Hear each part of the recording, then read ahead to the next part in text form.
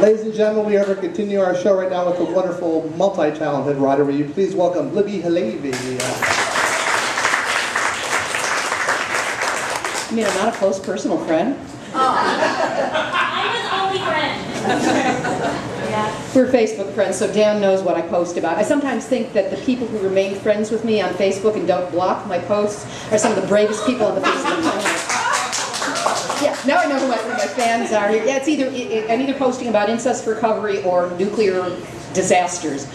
And this is going to be a little bit about the latter. I've shared in here before that I was 1 mile from 3 Mile Island when it happened. And that kind of kicked me sideways out of the life that I was living. And I didn't realize how far out of alignment I was until Fukushima happened and kind of kicked me back into the activist mentality that I had carried for the years before that. And I got pretty obsessed about the topic and was sleeping with my computer next to me and checking it in the middle of the night to see the information.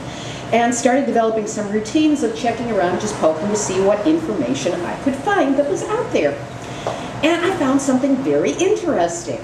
Do you know where the worst nuclear disaster on American soil happened? Studio City. No, where did it happen? Thank you, Gary. You would think that it was 3 Mile Island, but it wasn't. It happened in Simi Valley. Oh, yeah. Really. Santa Susana Field Lab, operated by Rocketdyne, 1959. An experimental nuclear reactor, just a little bitty neighborhood nuclear reactor, just a little guy. They were testing a new cooling system on it with salt, and it didn't work. And it melted down. Now, this wouldn't have been so bad if there had been a containment structure around it. But back then, there were no containment structures. This was in an industrial building, like a metal building with nothing padding it. So the radiation that was generated just went out. But of course, there was no panic, there was no difficulty, there were no big headlines about this because Rocketdyne lied, and so did the NRC, and said, there was a little problem down at the end plant, no big deal, we took care of it, no problem. And it remained buried there. I mean, not the nuclear stuff, the information about it. And this remained that way for 20 years until a man named Dan Hirsch, who is a professor of nuclear policy up at UC Santa Cruz. His students got curious about what had happened at Rocketdyne, Santa Susana, and wanted to do some research. And it turns out the man who was either head of the nuclear plant or something had left there and had become a professor at UCLA. And just brought boxes and boxes and boxes of old files with him and gave them to UCLA, where they had sat for 20 years. So these students went in and they found all the evidence that yes, there was a meltdown, yes, there was a radiation plume, yes, it was still radioactive, it had not been cleaned up.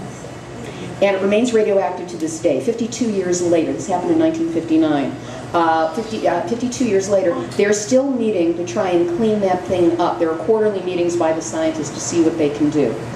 Meanwhile, nothing has been done for the people who were downwind of that. There was never an epidemiological study that was done, no information at all.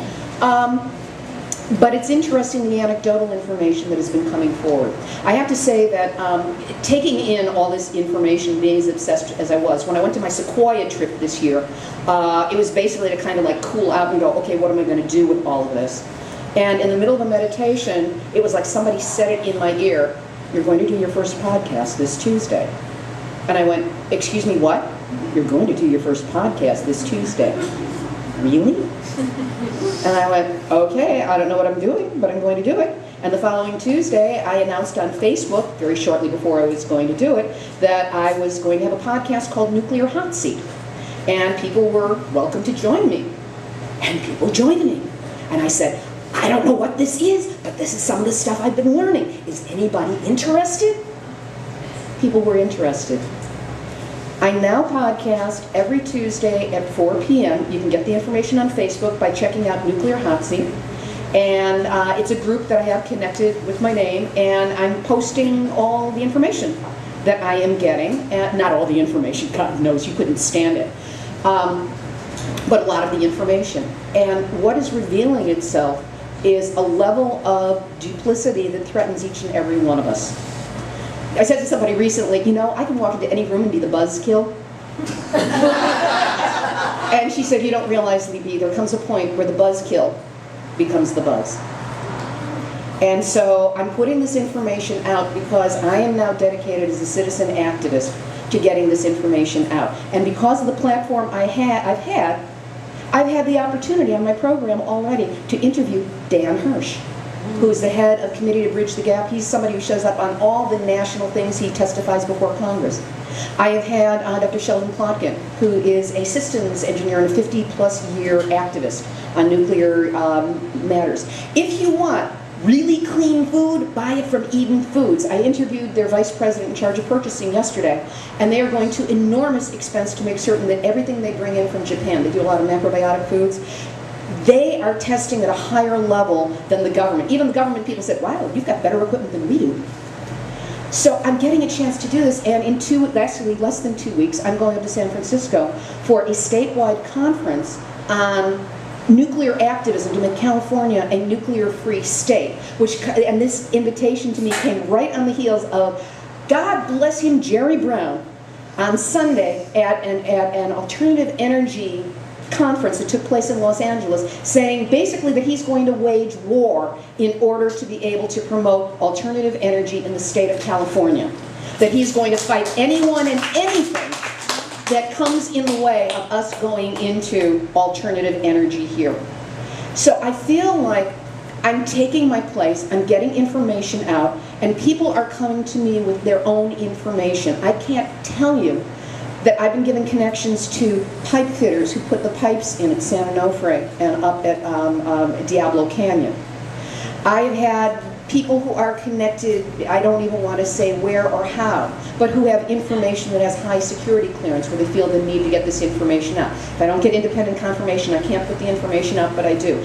I'm on the different sites, I'm pulling in the information. I've had direct interchange with Dr. Helen Caldecott through her site because I had some information she didn't. So what I'm saying is, if any of you have any information at all and can give it to me or can connect me with people, I am open to that because this is now, you know, I feel like for everything that I've gone through in my life, it's been to get me ready for this. For the podcast, for the information, for the showbiz connection to it, for the one-person show and the character I am creating.